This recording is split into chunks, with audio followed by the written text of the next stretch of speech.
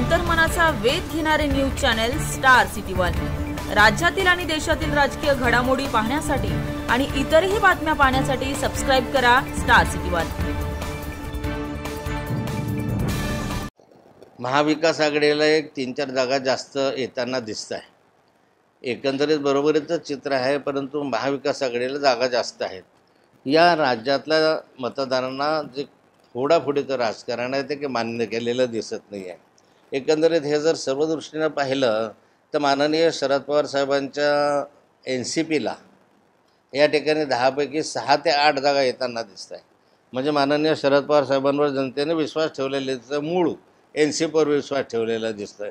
अजितदादाकडे गेलेल्या NCPवर विश्वास ठेवलेला नाही, म्हणून अजितदादांना एखादी दुसरी जागा आली तर नवल वाटू नये असं चित्र आहे। एकंदरीत उद्धवजींच्या संदर्भामध्ये जर पाहिलं तर माननीय उद्धवजींना या ठिकाणी दुसऱ्या क्रमांकाचे खासदार निवडून येतील असं एकंदर चित्र दिसतं आहे।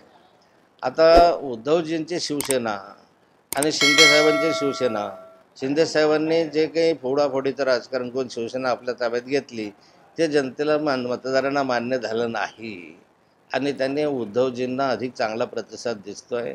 माननीय शरद पवार साहेब असतील किंवा उद्धवजी असतील यांच्याविषयी एक सहानुभूती मतदारांमध्ये एक्झिट पोलच्या माध्यमातून